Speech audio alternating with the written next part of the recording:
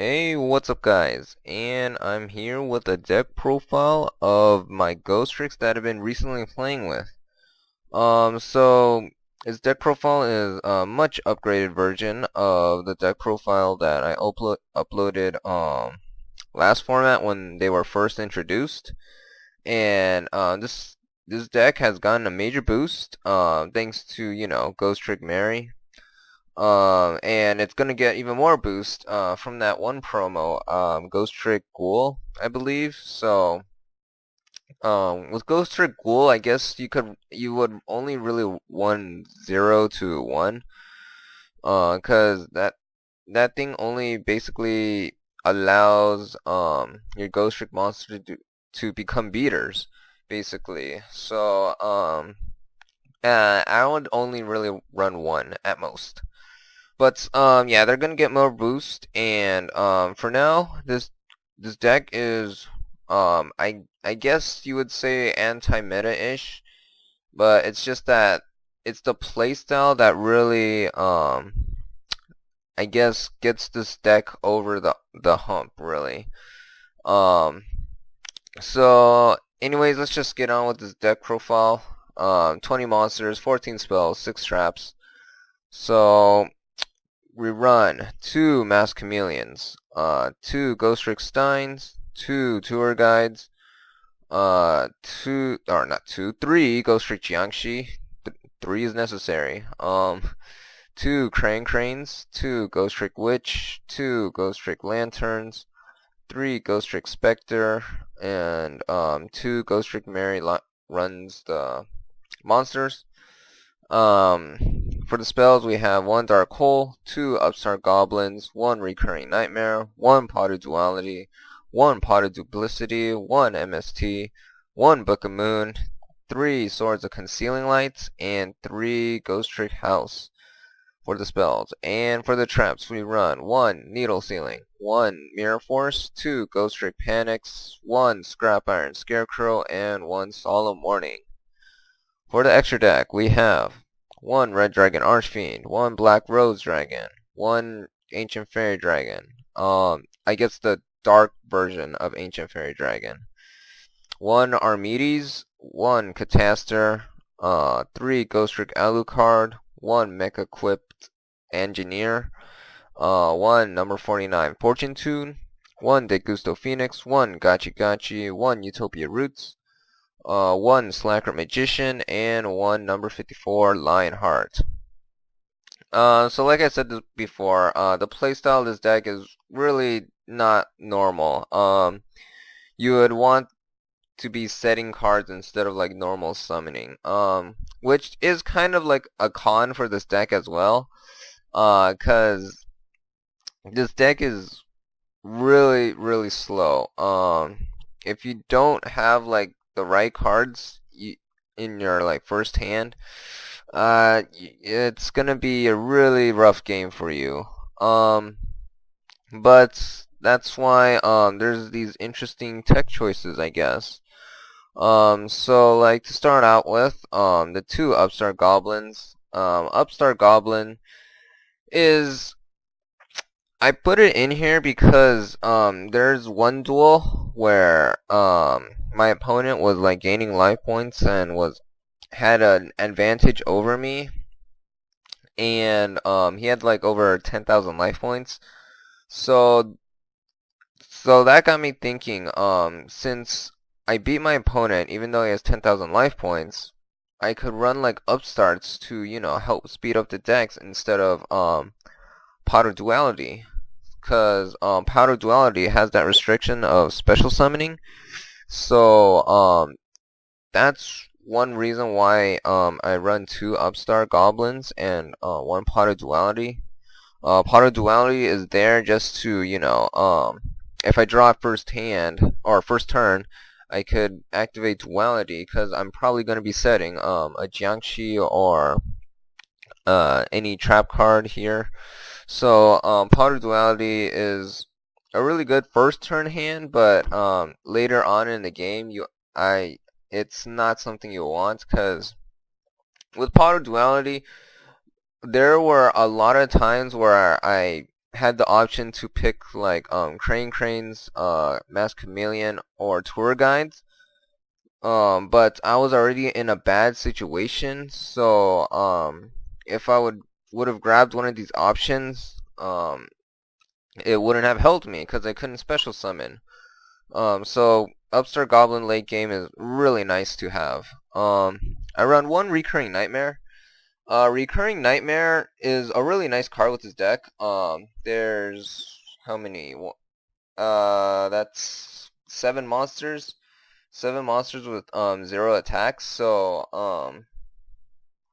Recurring Nightmare really helps out because it grabs back your hand traps right here, and maybe if you need a search for like one of your Ghostrick spell or trap cards, you could grab Stein. So it's nice in that aspect. I was running it at 2, but I found myself getting this card without any targets in my grave. So that's why I just cut it down to 1. It's been working fine for me at 1. So if you want to boost it to 2 and try it out yourself, feel free to do that. But for me personally, I'm only running 1. Now I run 1 MST, and the reason is you basically have an MST with Ghostrick Alucard. So Alucard pops set cards, so it could pop like problematic monsters that you set with like Swords of Concealment Light or maybe Ghostrick Witch. But most of the time you're gonna be like popping back row, just to maybe bait it out, and if Ghostrick Alucard dies, then you get to replenish your hand with a Ghostrick card. So that's why I only really run 1 MST. I would definitely side the other 2, but 1 is working fine for me. If there's like a problematic card on the field, I could just MST it. If it's like a face of continuous cards. So it's not really likely, but it's there for an option. So I run 1 Needle Ceiling. All these tech cards, right? But yeah, I run 1 Needle Ceiling. Needle Ceiling is a really nice card. It destroys all face-up monsters, which means your monsters aren't going to be affected, because most of the time they're going to be face down unless you have like Alucard on the field. But even that's not even too bad, because you get a card, you retrieve a card off of Alucard's effect. But anyways, Needle Ceiling gets rid of all your opponent's monsters while keeping your monsters safe. So I found myself using this on like what do I use this against? Dark Worlds. I faced Dark Worlds and I used the Needle Ceiling on them. Kind of shut them down for a while. Just basically decks that like to swarm like really fast. And it's a really nice card to have. Now, I play a Scrap Iron Scarecrow. Now, the reason I play Scrap Iron Scarecrow is, 1, it negates an attack. That's pretty obvious, and you could do it once per turn, every battle phase, basically. So, it's really good in that aspect, but another reason is because of that monster negating a monster's attack. There we go. Oh, I can't talk. Negating a monster's attack every battle phase. It's most likely gonna be an MST target. Cause you really want to play Scrap Iron Scarecrow with like a Ghostrick House. Cause most of your monsters are gonna be set, so Ghostrick House forces your opponent to attack directly, and Scrap Iron Scarecrow could, negate one of those attacks, and the other attack is like halved. But it just protects Ghostrick House, because most of the time, if you don't have Scrap Iron Scarecrow and you have Ghostrick House on the field, they're gonna MST House.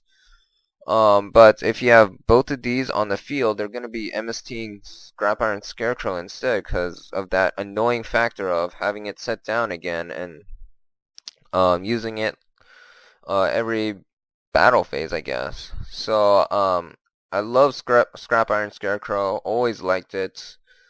And yeah, it's just something to protect house, I guess. And another thing I want to touch upon is the Swords of Concealing Light.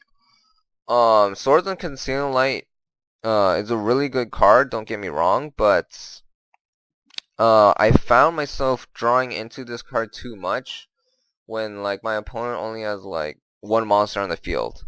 It's some I don't want to like waste it on one monster because you want to like try to stun your opponent by having like two or three monsters set on their field, but most of the time I'm only using this and using it on one monster and then popping it with like Alucard. So I found myself, I guess, having this card useless, but at the same time it provides so much for this deck that I don't want to cut it down either. So I don't know. I'm like having like a debate on this card whether I should cut this down to like 2 or 3 because at 2 I was testing it at 2 and I wasn't drawing it enough. Like I wasn't drawing to like my witches or my swords of concealing light, so I couldn't set my monsters or my Ghostrick Panics, and I couldn't like set my opponent's monsters. So that's why it was really unfortunate. And yeah, I guess for the extra deck we have Red Dragon Archfiend. Packs it's a really good card. This is kind of like technically an indirect boss monster in a way. So there's that aspect. And you may be wondering how I summon this. I usually summon this off of having a lantern or a specter and a mass chameleon. So you drop one of your level 1 hand traps, I guess, and that, let's say it survives, you could just summon Mass Chameleon next turn and then bring back Stein, go into Red Dragon Archfiend, and really devastate your opponent that way. But yeah, that's basically really the deck profile. Maybe I would take out a Catastor. I don't really go into Catastor too often this format. And maybe I would take it out for maybe another rank 3 monster.